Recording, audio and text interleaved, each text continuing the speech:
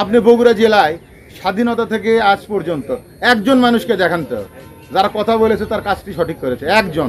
যদি এই ছেলেপেলেগুলো খেলার মধ্যে থাকে তাহলে মাদক কিন্তু নিয়ে এই পুলিশ ও প্রশাসনের এত ধরার জন্য ব্যস্ততা থাকবে না। সেবন যদি কম হয় তাহলে এটির প্রবণতাটাও কম হবে।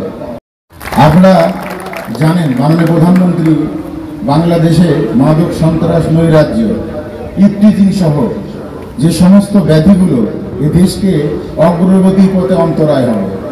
কারণ অগ্রগতির পথে অন্তরায় এই কারণেই হবে যে এই যুব সংস্কৃত এই কাজগুলো করে থাকে। যেমন ধরে নেন একটি গুজবে ফেসবুকের স্ট্যাটাসে অনেক ধরনের নৈরাজ্যকর কাজ সৃষ্টি হয়।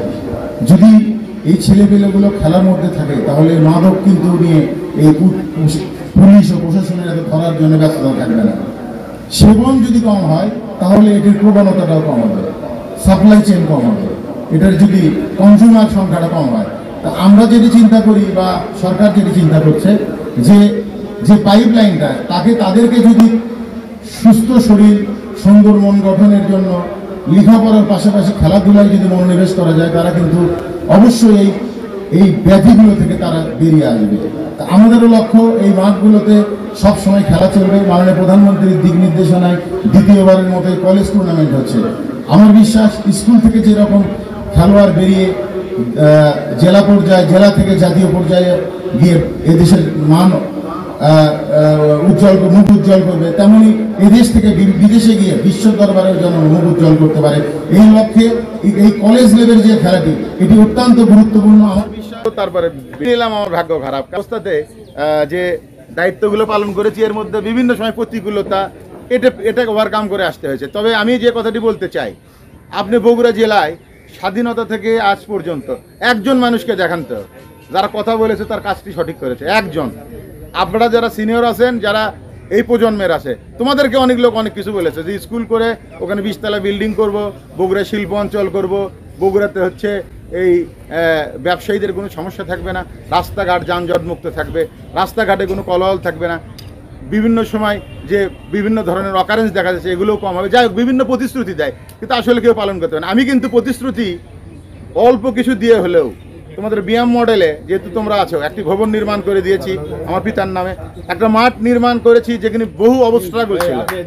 জেলা ক্রীড়া সংস্থায় 2007 সালে উল্লেখযোগ্য একটি নির্বাচনের মাধ্যমে যুগ্ম সম্পাদক নির্বাচিত হয়েছে।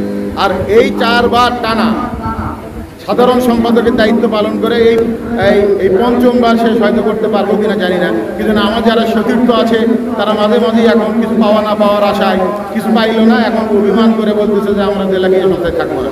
কিন্তু ওনারা বোঝে না, ওনাদের থাকলে পারে ওনাদের জীবনটা উজ্জ্বল হবে, ওনারা রাজনীতি করে খুব ভালোভাবে পদ পদবি পাবে, ওনাদের অর্থ ইনকাম করে একটা জায়গা থাকে। আর মাসুদুর রহমান মিলন না থাকলে মিলনের লাভ হবে। এই কি হবে, জেলা প্রশাসক মহোদয় হয়তো আর ডাকবে না, আর কথা বলবে না, এসপি মহোদয় ডাকবে না, কথা বলবে না, কিন্তু কথা যদি আমি যোগ্যতা থাকে তাহলে তো এক সময় ডেকে একবার কথা বলবে, সেটা ইনশাল্লাহ আমার হবে, ইনশাল্লাহ আমি বিশ্বাস করি। আর যারা এই জিনিসটা অভিমান করে তাদের কিন্তু লক্ষ্য রাখতে হবে, তাদের কিন্তু সুইচটা যদি বন্ধ হয় তাহলে কিন্তু কোনো লোক ডাকবে না। কি জন্য তাদের বহু রেকর্ড আছে যে তারা এই ব্যবসার মধ্যে পরিচালিত। আমি চাই না যে ব্যবসার চেঞ্জ করে আর এক ব্যবসা, কারণ রাজনীতি জনকল্যাণে, এটা যখন অর্থ ইনকাম করবেন তখন আমি এটিকে ব্যবসা বলি। চাকরি মানব কল্যাণে, জনসেবায়, সেখানে যদি অর্থ ইনকাম হয় সেটা হবে ব্যবসা। চাকরি ব্যবসা, রাজনীতি ব্যবসা, আমারটা হচ্ছে ব্যবসায়ী ব্যবসা। আরও যারা আছে তারা কিন্তু বিভিন্ন ব্যবসা, যখনই ইনকাম করবে আনডিউ তখন হবে সেটা ব্যবসা। যাই হোক, আমি এই কথাগুলো বলার উদ্দেশ্য যে আমরা বহু কিছু পেলাম, আমরা বহু কিছু হারালাম, আবার এই বগুড়াতে আমাদের যা যা দরকার সেটি কিন্তু আমরা এই সময়ে করতে পারছি না।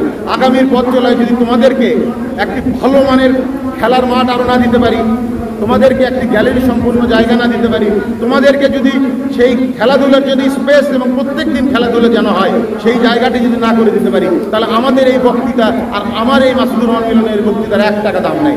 অন্যরাও যেভাবে বলেছে আমি সেভাবে মানে ওই ধারাবাহিকতায় চলে যাওয়া, এটা কিন্তু আমার জন্য শুভকর হবে না। নানান প্রতিকূলতা আমারও আছে, আমি একজন সিআইপি, এগুলো দুঃখের সাথে বলতে হয়, তোমাদের জানা দরকার। এই জেলায় সিআইপি একজনই আছে, তাহলে আমার কোনো কাজকর্ম কোথাও গেলে লিগেল কাজ সেটা দেখবে যে সবচেয়ে দেরি করে হয়, এবং অপদস্থ যদি বেশি কেউ হয়ে থাকে সবচেয়ে বেশি আমি হই, কিন্তু আমি ওই তদবির জিনিসটা পছন্দ করি না। যাই হোক, আনরিলেটিভ কথাবার্তা না বলাই ভালো, যেহেতু হচ্ছে মানে বলার পরে বলতেছি এটাও ঠিক আছে, এটা তো আমরা বলেই থাকি যে যা ভুল ত্রুটি মাফ করে নেবেন, দেরি করে আসলে বলে দেরি হয়ে গেছে, এটা একটা আমাদের কিন্তু একটা কৌশল। যাই হোক, ইনশাল্লাহ আগামী দিন থেকে কোনো কৌশলে আর জড়াবো না, আমাদের নিজেদের শিক্ষা লাভ করা উচিত, আমাদের তোমাদের জন্য মন দিয়ে কাজ করা উচিত। আমরা যথাযথ কাজ ফুটবলের জন্য যতটুকু করা দরকার অবশ্যই আমরা করবো।